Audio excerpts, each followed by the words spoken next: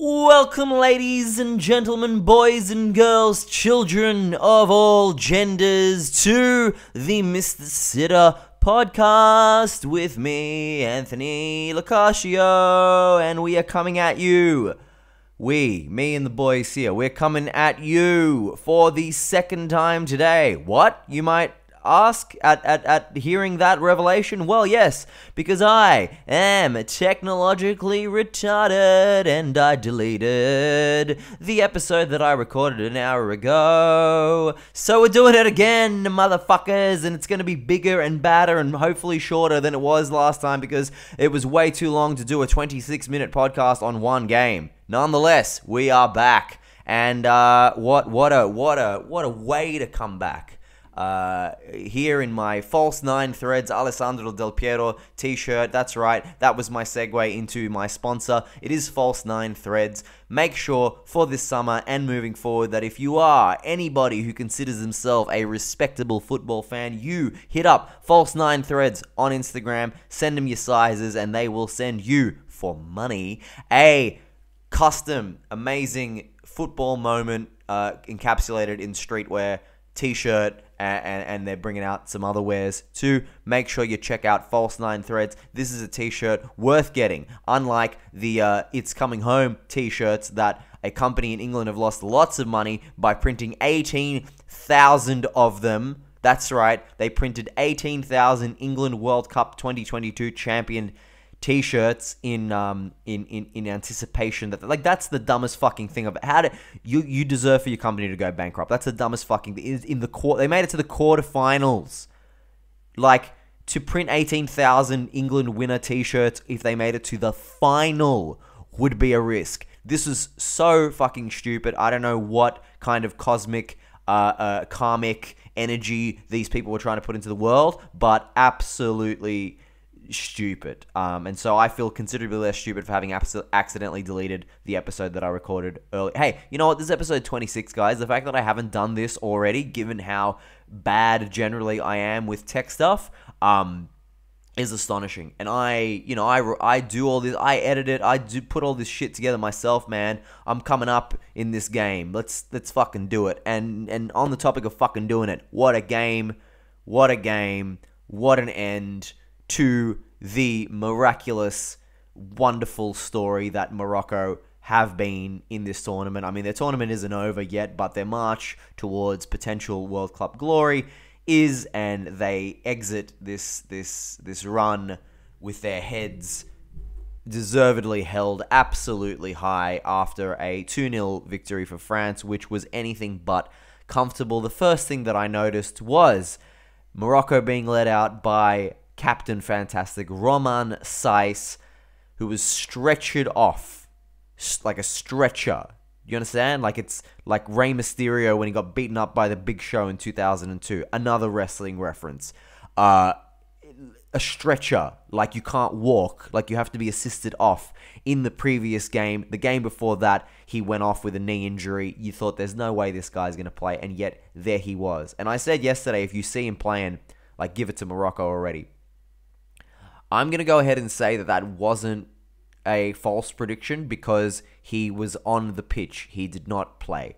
Unfortunately, it was a well-calculated and well-meaning and understandable gamble on the part of Regragui to play him, but he shouldn't have. They shouldn't have played him because he was the walking wounded and really didn't help too much. And to accommodate him, they changed to a back 5 or a back 3, depending on what your perspective on things it depends on whether you're looking at them in an attacking or a defending phase, really. That's your mileage on the 3-5-2 or the 5-3-2 formation. Nonetheless, that's a shape that they haven't played for the entire tournament, unfamiliar to a lot of the players, and it yielded results for France more often than not. Aguerd, also the other centre-back, was injured in the warm-up, but he was probably never going to play anyway. The opening goal for France was created when I can't remember who played a delicious, but also partially created by the left centre-back, stepping up a little bit too much, through ball, through to Griezmann, who managed to find Kylian Mbappe, and it was like the second Kylian Mbappe found himself in space in the box, every single Moroccan defender swarmed on him. And this was telling because it was exactly what happened with both of the goals. Mbappe would find himself swarmed. He'd try and get the shot anyway. The shot would ricochet off one of the defenders and find its way to the outskirts of the skirmish where a France player was waiting to finish the chance. In this case, it was Theo Hernandez, who did not have by any means a easy finish. But what a world-class finish from Theo it was. The ball was in the air. He contorted his body to jump up and hit it on the volley and get it down past the keeper, past the onrushing defender. Wonderful, wonderful finish, 1-0. And then at 1-0, given that Reguagui's Morocco side have not conceded a goal to an opposition player in the entire 120-plus days that he has been in charge, you thought, how are they going to handle this? I thought it, not you. I don't know what you think. How would I? Nonetheless, they responded very well. One of my mates in the group chat was like, it's over as soon as they scored. And it's like, tell me you haven't watched Morocco play this tournament without telling me that you haven't watched Morocco play at this tournament. There was a moment where France got a counter-attack and Giroud took the ball and absolutely left Romain Saïss for dead, like outpaced him. He looked like Kylian Mbappe. And that's when you knew that Romain Saïss had to go off. And indeed, he beckoned to the bench and they took him off. And they put on Amala, who is a midfielder, and they reverted back to their 4-3-3, which was so much more successful for them. Even in this game, they, for the last 10 minutes of the first half, were putting it on France, which led to a chance that, had it gone in, I would have thrown my shorts over the fence. Yeah, I would have taken my shorts off and I would have thrown them into my neighbor's courtyard. And that very specific celebration, had this gone in, because from a Ziyech corner, ball was headed out but stayed in the box and sat up perfectly for the defender El Yamik, who is a player for Valladolid in Spain. He hit the most sumptuous, perfect overhead kick. The ball looked in real time like it hit the post, but it was actually what I think I will chalk down as save of the tournament by Hugo Lloris. Had that gone in, Morocco would have gone into halftime 1-1 with the world champions France, very, very much in the ascendancy, and I don't know what Didier Deschamps would have done. Unfortunately, it was not to be. They went into halftime 1-0 down, and they came back out for halftime without Nusseir Mazraoui, who has been one of their best players, and yeah, another starter, another great player of theirs going down, another defender. And you knew that this was going to cost them. The way that they have played bang, crash, boom throughout the entire tournament, you knew it was going to tell. And they're like a car plowing through wreckage and traffic to get to their destination. Eventually, like the doors and the engine and everything's fucking fallen off. And that's kind of what happened, but they still made it over the finish line. Mazraoui was announced as coming off by Richard Bayless, who is he's the host. He's the guy who sits with Craig Foster and Mark Bosnich, and he's always wears the t-shirts and the blazer, and he's a cool dude, and he's got a cool beard. Actually, now that I'm looking at myself in the camera here, he looks a bit like me. Maybe you might think that. I don't know. Whatever. For the listeners, he looks like me, but Aussie and a bit bigger with a bigger jaw. Richard Bayless, I think, is excellent at his job. I think he's a very, very good host. He's charismatic. He's accessible. He's likable, but his pronunciation is pretty fucked. He called him Mazraoui, which is understandable. You look at the name and it's possible, but to call the coach Reguaguí is not a good attempt. And I've also heard him say Lautaro Martinez. Bro, listen, if you want to be the head guy in terms of football broadcasting in this world, you're going to need to learn how to pronounce some woggy names. Get your shit together. Having said that, he's still much, much better than Niamh Owens, who is his offsider. She's the one that's there when he's not there. And she's good too. Don't get me wrong. She's fine. She just looks permanently like she's on the verge of having a nervous breakdown. Like, she doesn't blink, and I can see straight into her corneas when she faces the camera. So, this is me just projecting that I want their jobs. Get me their jobs! Alright? I'm sick of doing this in my bedroom. Get me their jobs. You know I'm worth it.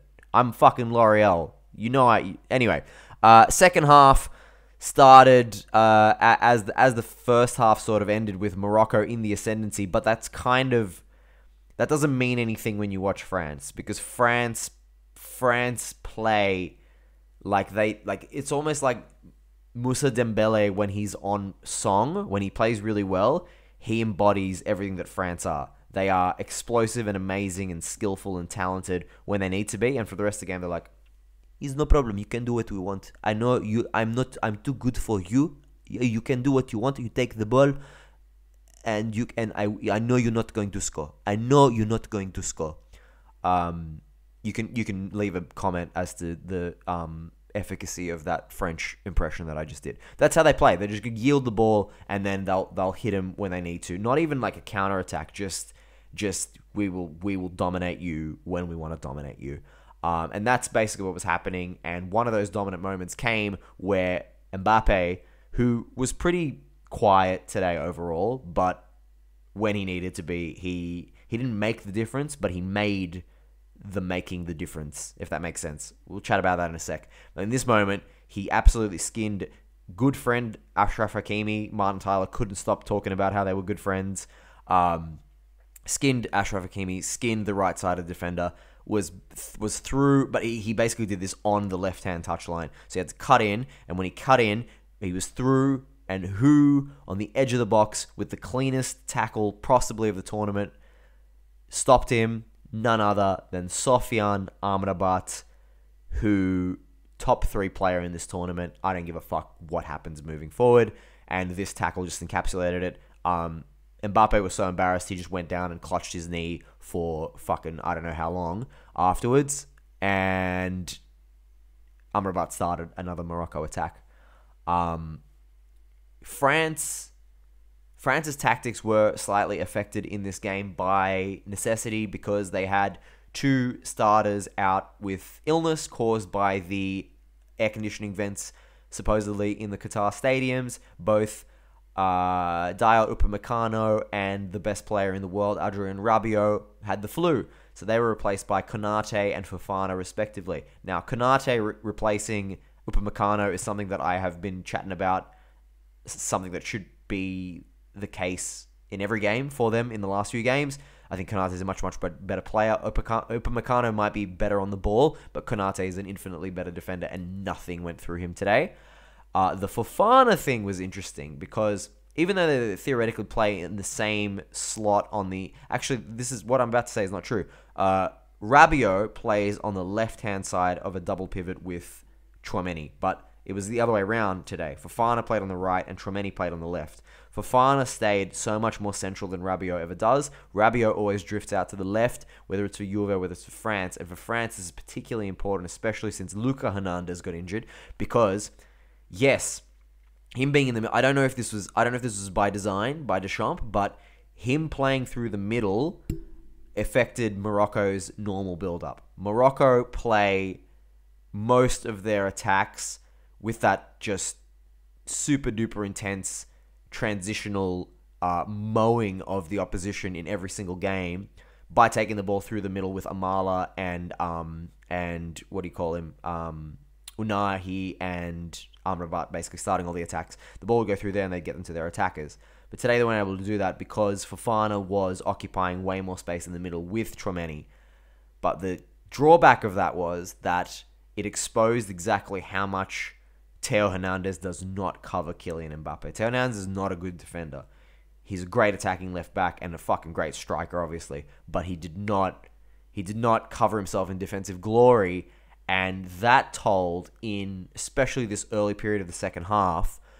Ziyech and Hakimi over on the right-hand side had more of the ball and more opportunities to cause havoc on that side than they have possibly in the entire remainder of the tournament combined because of that space being allowed. These are the 2 best players on Morocco's team. All other teams have set up their left-hand side being defensively resolute, and it's stopped them for the most part.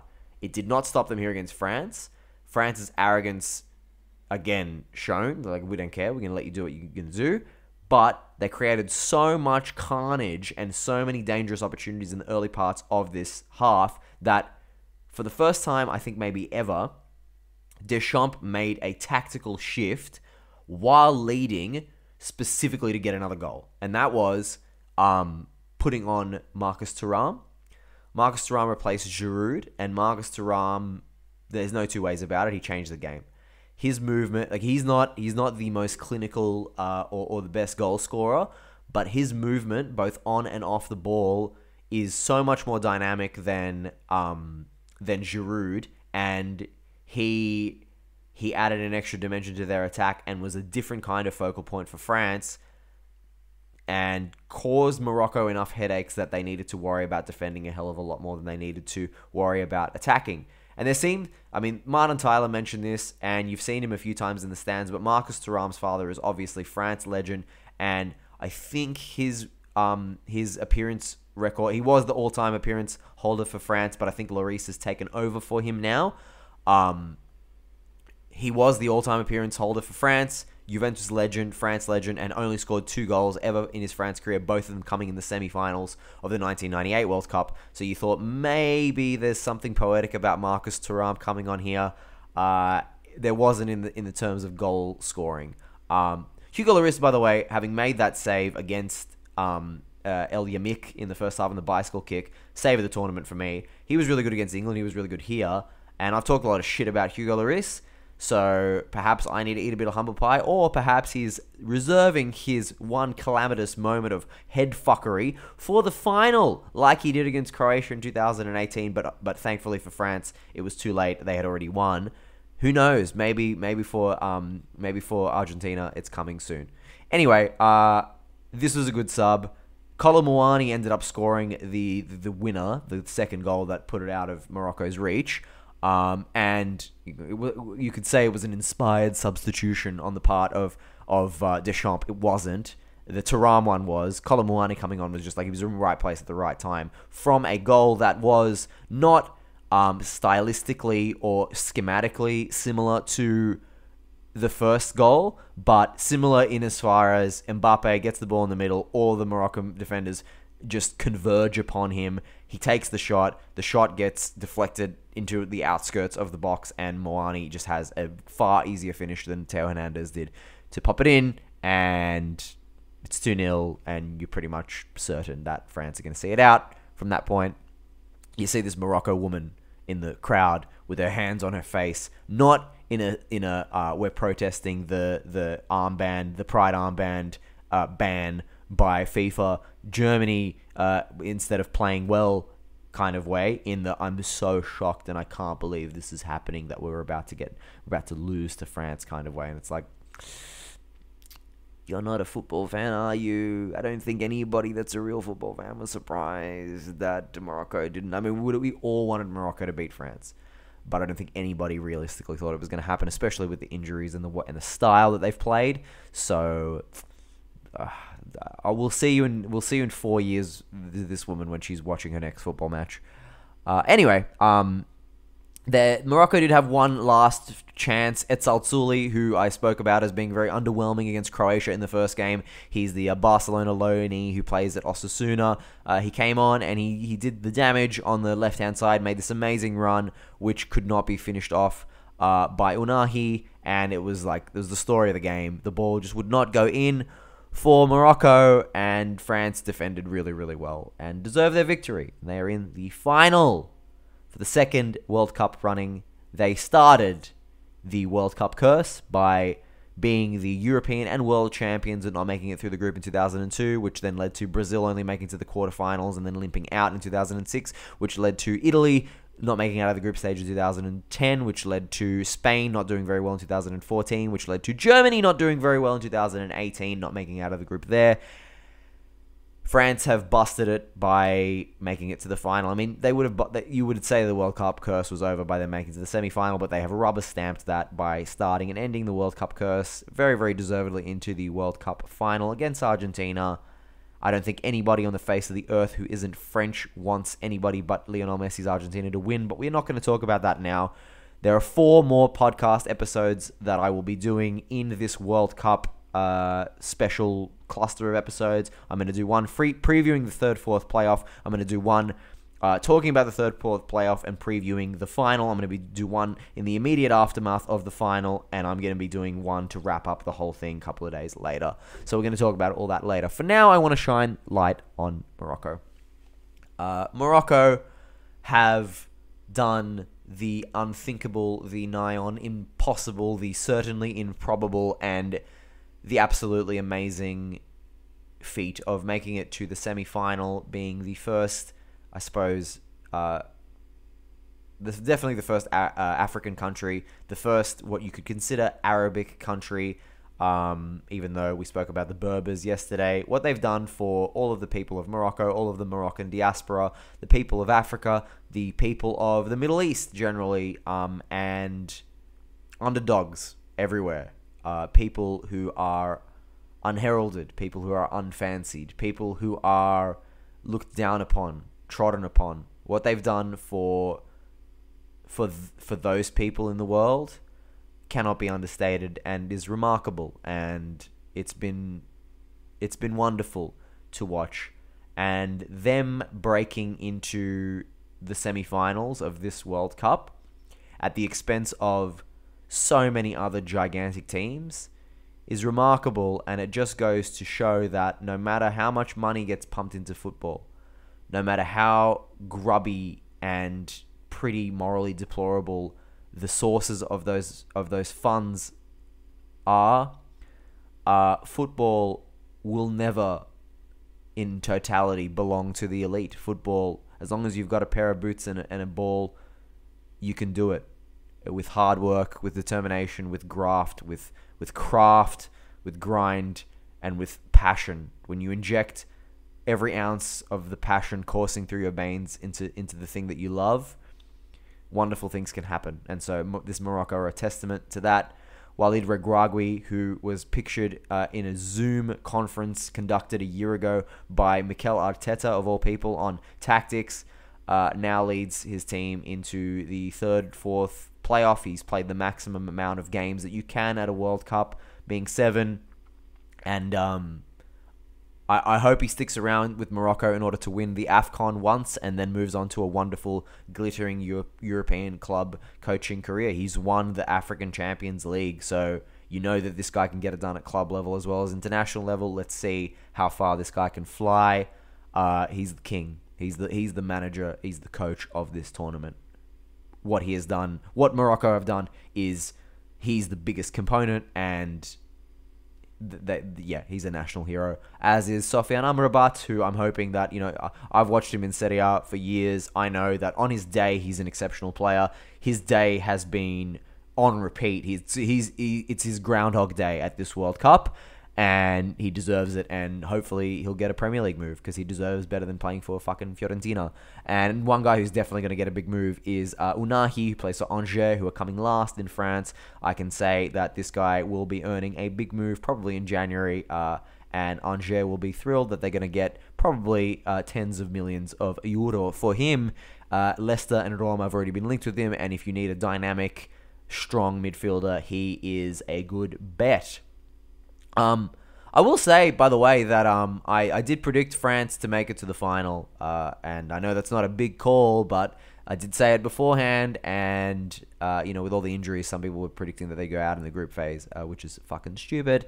And I will also say that even though I did say that it would be Serbia that would meet them in this semi-final, and I was wrong about the Serbs, biggest disappointment of the tournament, but we'll chat about them in my recap episode.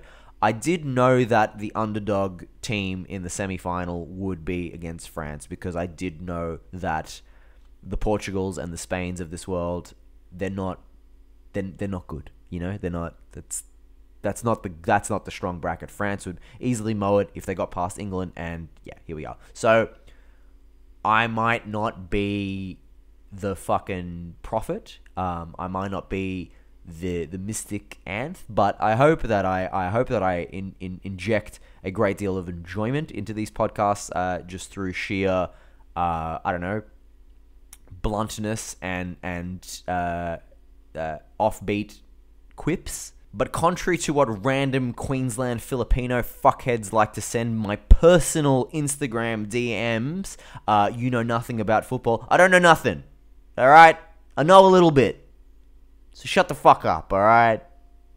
Okay, moving on, because I'm going to stop projecting my shit everywhere for now, because it's getting all over the place. Anthony's projection is all over the room right now. I'm going to just wipe it off. The third, fourth playoff is coming up, and it's going to be amazing. It's going to be one of the games of the tournament, the third, fourth playoff. I know you're thinking, oh, it's a dead rubber. It's not a fucking dead rubber, okay? It's a dead rubber when it's between a disappointed Spain and a disappointed Italy that haven't made it to the fucking final. When it's between Croatia and Morocco, it's going to be one hell of a match. It almost always is, because teams that make it there, you know, they're not going to win, so they play with shackles off. Case in point, 2006, the third, fourth playoff was between Germany and Portugal. Germany won 3 or 4-1, and Bastian Schweinsteiger, who was like 21 at the time, announced himself with like 2 goals from outside of the box, and he created the third goal with a shot from outside of the box or something. So there's absolute intrigue in the third, fourth playoff. It's going to be one hell of a game, especially because what it would mean to a nation the size of Croatia, or with the footballing pedigree of Morocco after the story that they've had, to claim bronze, to say that they came third in the World Cup, for these players to go back to their clubs and say, I came third in the World Cup, whether they are Juranovic at Celtic or fucking Etzalzuli going back to Osasuna. It doesn't matter who you are. It is a scalp. It is a claim. It is something that none of these players will ever forget, and they'll be fighting to come third. Croatia, they've made 7 World Cups on the trot. The country has existed for nigh on 25 years only, having been born out of the ashes of one of the most brutal wars in the last 30 years. For them to say that they have come third in 1998, second in 2018, and then third again in 2022 is massive. Similarly for Morocco, the first African country to make it into the semi-finals, they don't want to be the last ones in the semi-finals. They want to be the best team that didn't make it to the final. So they want to win this. I don't know how their injury situation is going to affect it, but the Chidira, the dummy half, he'll be back. He was suspended for this game. The guy just runs through. He'll be back. I'm sure he'll do some damage. And they shouldn't play Romain Saiss, because Romain Saiss might be his last game ever. But nonetheless, it's going to be great. And I can't wait to watch it. And you will be seeing me over the next few days. I'm gonna do an episode on Saturday, previewing that game in detail, and then chatting about whatever the fuck happened in the next few days, in terms of just like comedic stuff in football and whatever news transpires. And then we'll be doing an episode the day after where I preview the final and I talk about the third, fourth playoff. And then there will be the final, which will happen after I'm going on a bit of a bender, because my boys, shout out to anybody listening that's in Thrash Hour, we're doing our Christmas party on Sunday, and I will be bendering into the game, which means my opinions on the match will be slightly skewed, I would imagine, and my next morning takeaway episode, I'm going to be extraordinarily hungover, which could be extremely entertaining, and I'm sure I'll be vastly opinionated. That will be a short one, because I want to wrap up the entirety of the World Cup and do it justice, so I'll probably do that the next day or the day after. So there are 4 more episodes in this block of World Cup editions of the Mr. Sitter podcast, and then we go back to 1 or 2 a week. I may do a Patreon special episode every week, depending on you know, if there's demand for it. And from there on out, it'll be like previewing the weekend's action, and then posthumously talking about what happened in the Premier League and Serie A, and maybe a little bit of La Liga, Bundesliga, Ligue 1, Liga Portuguesa, whatever the fuck it is, especially the funny stuff, and then profiling the likes of Paul Gascoigne, Mario Balotelli, and all your funny motherfuckers in football. This has been Mr. Sitter. Thank you. Thank you very much for making all of this worth it. So many people have sent me nice messages.